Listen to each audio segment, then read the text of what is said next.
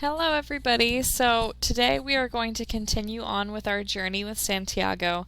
So, the last time that we talked about Santiago, he was contemplating the soul of the world. So, when you guys did your quotes to ponder, some of you had some questions about what the soul of the world meant. So, the soul of the world is talking about why we exist and why we exist here. Basically, like how life works. That's the soul of the world and how we are all connected to it. So Santiago was watching the hawks in the sky and thinking about how and why he's here, right? And then we left off with the camel driver who was also in his caravan is talking about how once a long time ago he went to see a seer. So a seer is someone who can see the future, and he asked that person for some advice. And the seer, the person who saw the future, told him that really there was no point in knowing the future because if there's good things that are going to happen, you'll be surprised and be happy. If bad things are going to happen, you'll just suffer and feel sad about it in advance. So there's really no point in living in any place except the present. So it says here, there I can read the past and discover what has already been forgotten and understand the omens that are here in the present. So we had just left off with this question, how do I guess at the future? So I'm going to go ahead and continue reading. Please follow along with me in your own PDFs and let's get started. So how do I guess at the future? Based on the omens of the present, the secret is here in the present. If you pay attention to the present, you can improve upon it. And if you improve upon the present, what comes later will also be better. Forget about the future and live each day according to the teachings, confident that God loves his children. Each day in itself brings with it an eternity. The camel driver had asked what circumstances were under which God would allow him to see the future. Only when he himself reveals it, and God only rarely reveals the future. When he does so, it is for only one reason. It's a future that was written so as to be altered. God had shown the boy a part of the future. The camel driver thought, why was it that he wanted the boy to serve as his instrument? Go and speak to the tribal chieftains, said the camel driver. Tell them about the armies that are approaching. They'll laugh at me. They are men of the desert, and the men of the desert are used to dealing with omens. Well then, they probably already know. They're not concerned with that right now.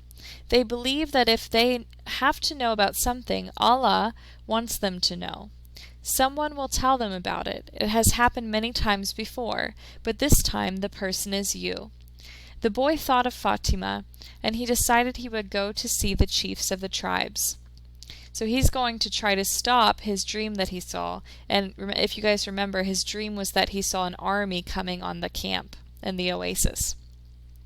So the boy approached the guard at the front of the huge white tent at the center of the oasis.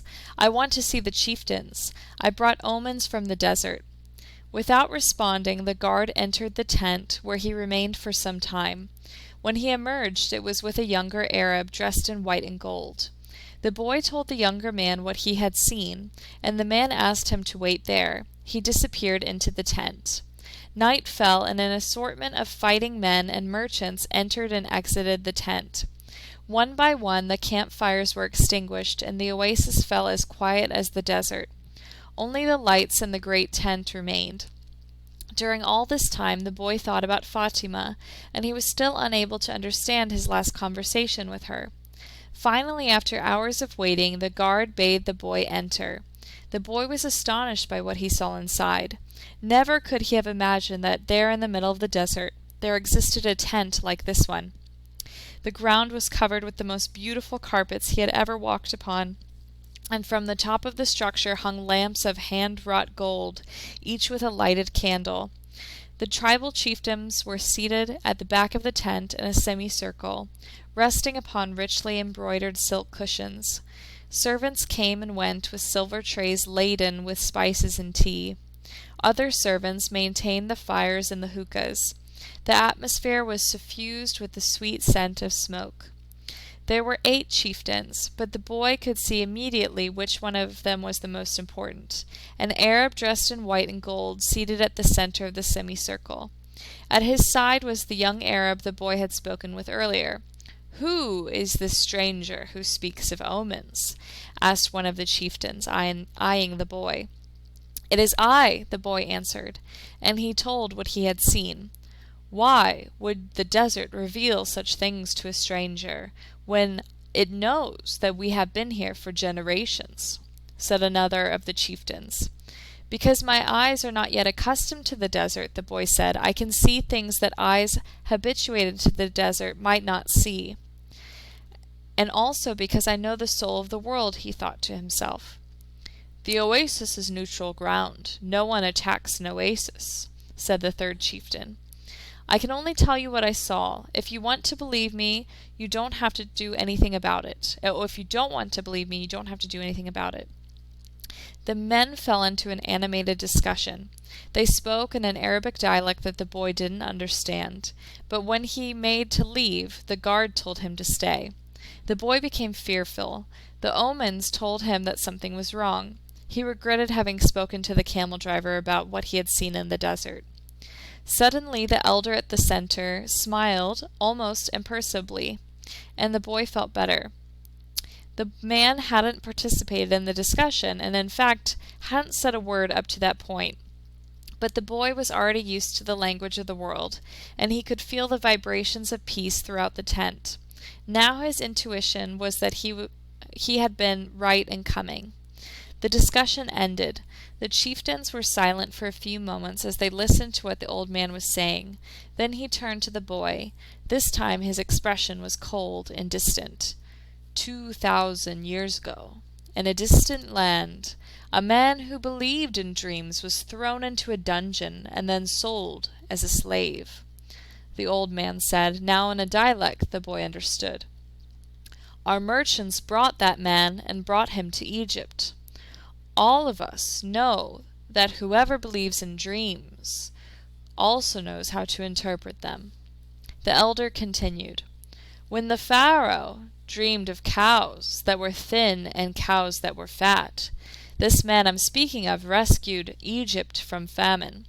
His name was Joseph. He too was a stranger in a strange land, like you, and he was probably about your age." He paused, and his eyes were still unfriendly. "We always observe the tradition.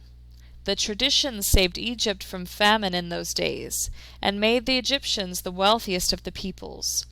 The tradition teaches men how to cross the desert and how their children should marry. The tradition says that an oasis is neutral territory because both sides have oases, and so both are vulnerable." No one said a word as the old man continued. "But the tradition also says that we should believe the messages of the desert. Everything we know was taught to us by the desert." The old man gave a signal, and everyone stood. The meeting was over. The hookahs were extinguished, and the guards stood at attention. The boy made ready to leave, but the old man spoke again. "Tomorrow we are going to break the agreement that says that no one at the oasis may carry arms. Throughout the entire day we will be on the lookout for our enemies. When the sun sets, the men will once again surrender their arms to me. For every 10 dead men among our enemies, you will receive a piece of gold. But arms cannot be drawn unless they also go into battle. Arms are as capricious as the desert, and if they are not used, the next time they might not function. If at least one of them hasn't been used by the end of the day tomorrow, one will be used on you." When the boy left the tent, the oasis was illuminated by the full light of the moon. By the light of the full moon. He was 20 minutes from his tent, and he began to make his way there. He was alarmed by what had happened. He had succeeded in reaching through to the soul of the world, and now the price for having done so might be his life. It was a frightening bet, but he had been making risky bets ever since the day he sold his sheep to pursue his personal legend. And as the camel driver had said, to die tomorrow was no worse than dying on any other day. Every day was there to be lived or to mark one's departure from the world. Everything depended on one word, maktub. Walking along in the silence, he had no regrets. If he died tomorrow, it would be because God was not willing to change the future. He would at least have died after having crossed the strait, after having worked in a crystal shop, and after having known the silence of the desert and Fatima's eyes. He had lived every one of his days intensely since he had left home so long ago. If he died tomorrow, he would already have seen more than other shepherds, and he was proud of that. Suddenly he heard a thundering sound, and he was thrown to the ground by a wind such as he had never known. The area was swirling in dust so intense that it hid the moon from view. Before him was an enormous white horse, rearing over him with a frightening scream. When the blinding dust had settled a bit, the boy trembled at what he saw. Astride the animal was a horseman, dressed completely in black, with a falcon perched on his left shoulder. He wore a turban, and his entire face, except for his eyes, was covered with a black kerchief. He appeared to be a messenger from the desert, but his presence was much more powerful than that of a mere messenger. The strange horseman drew an enormous curved sword from a scabbard mounted on his saddle. The steel of his blade glittered in the light of the moon. "Who dares to read the meaning of the flight of the hawks?" he demanded, so loudly that his words seemed to echo through the 50,000 palm trees of Al-Foyam. "It is I who dared to do so," said the boy. He was reminded of the image of Santiago Matamoros, mounted on his white horse, with the infidels beneath his hooves. This man looked exactly the same, except that now the roles were reversed. "It is I who dared to do so," he repeated, and he lowered his head to receive a blow from the sword. "Many lives will be saved because I was able to see through to the soul of the world." The sword didn't fall. Instead, the stranger lowered it slowly until the point touched the boy's forehead. It drew a droplet of blood. The horseman was completely immobile, as was the boy. It didn't even occur to the boy to flee. In his heart, he felt a strange sense of joy. He was about to die in pursuit of his personal legend, and for Fatima. The omens had been true after all. And here he was, face to face with his enemy, and there was no need to be concerned about dying, and the soul of the world awaited him, and he would soon be a part of it. And tomorrow his enemy would be part of that soul. The stranger continued to hold the sword at the boy's forehead. "Why did you read the flight of the birds?" So we'll find out who this person is, and what they wanted, and what happens to Santiago next time. All right, I'll see you guys.